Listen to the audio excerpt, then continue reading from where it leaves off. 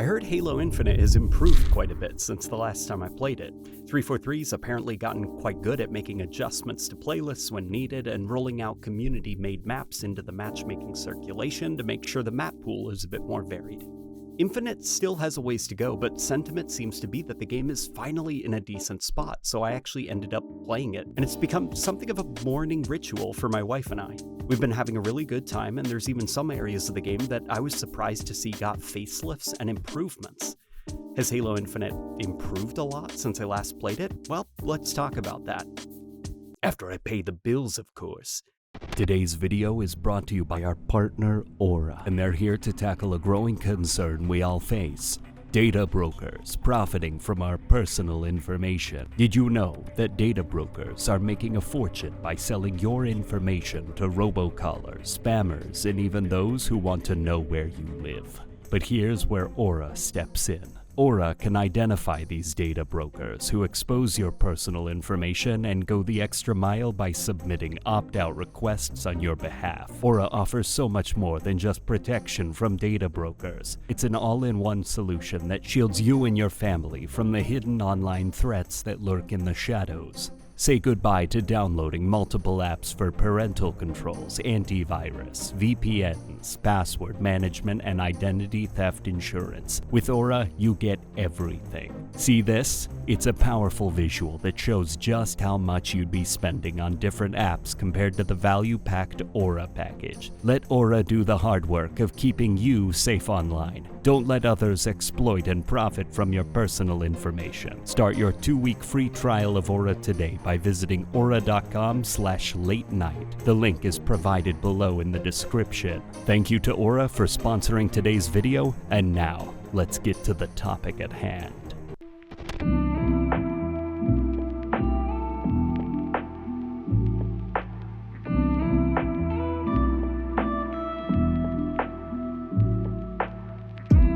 Husky Raid is a mode that absolutely blew up in Halo 4. It went on to become something of an iconic Halo 5 mode itself, and it finally made its way into Halo Infinite sometime in the last few months. And it may be one of my favorite modes in the game, believe it or not. It's unfortunately a limited time rotational playlist right now, but I hope 343 finds a spot for it as a permanent mode, because I really enjoyed my time when it finally landed. Husky Raid maps are designed to be kind of like long hallways, and players will spawn with randomized weapons and gadgets. The goal of Husky Raid is to push across these hallway maps into the enemy team's spawn on the other side and take their flag back to your end of the hallway. It can get pretty intense. Gadgets like the shroud screen and drop wall are pretty key to winning. And when the momentum really begins to pick up, your team getting more and more ground with each passing second, it's a great way to get the heart pounding. The maps are also pretty solid too. All maps are community created and they're pretty varied in their designs. There's this steampunk one, there's a neon city one, and my absolute favorite, a shrunken version of Valhalla called Smallhalla. I couldn't believe what I was playing on, just running around this super miniaturized version of the iconic Halo 3 map. The crashed pelican on the side of the map was even changed to a paper airplane.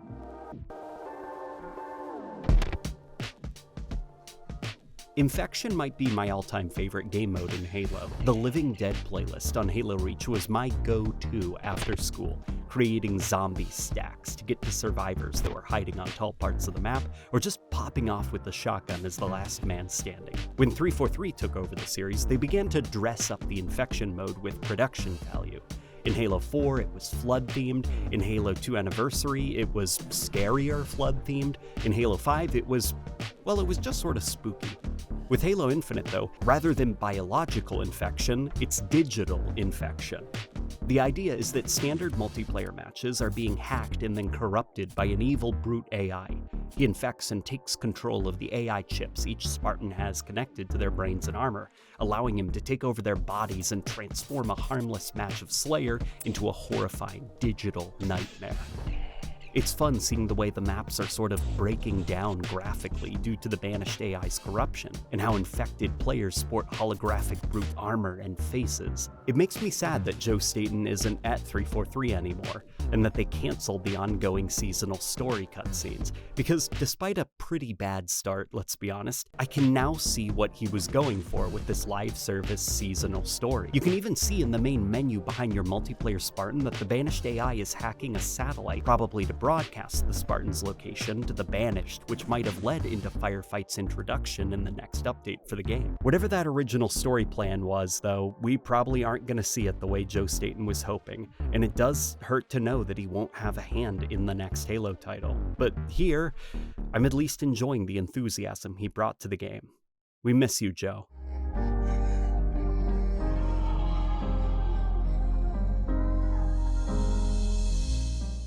I'm not too sure when 343 added squad battle to the game, but it's essentially the classic big team battle format that old school Halo fans jammed out to after a grueling school day or work day.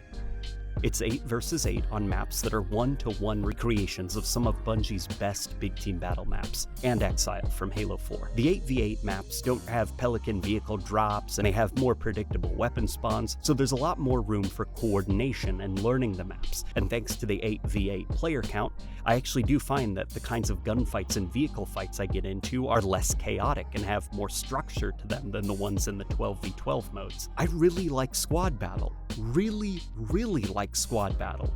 Some of it is definitely nostalgia, loading into a match of Valhalla and marveling at just how close they got it to looking like Halo 3, or driving around the caves of Waterworks with my wife, stealing wraiths, or the bus, as she calls the warthogs. It reminds me of the simpler days for Halo's big team battle, and it's easily my favorite playlist currently in the whole game. I really hope 343 is looking to add more Bungie maps into the rotation, because the wife and I love beginning the day with some coffee and squad battle.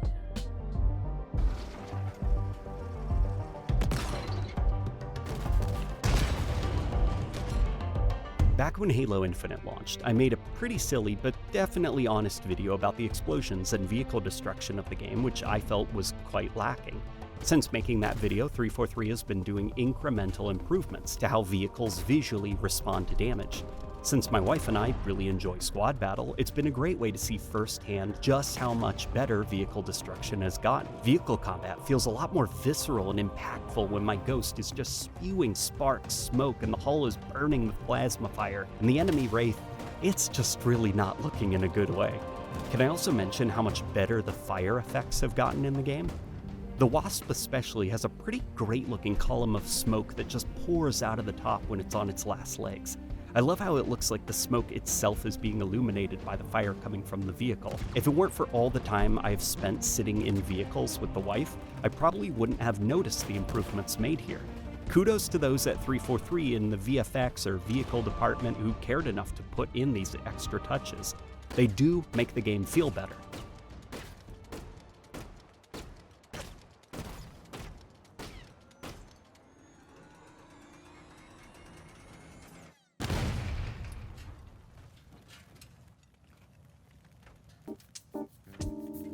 Since I last played, there's a lot of other smaller fixes and additions to the game.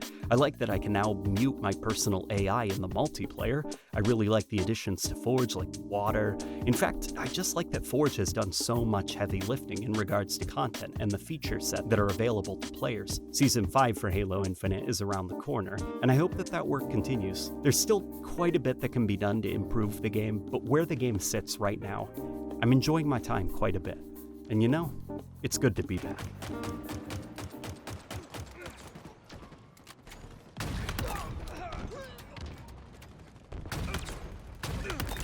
No scope, double kill, triple kill, hill control.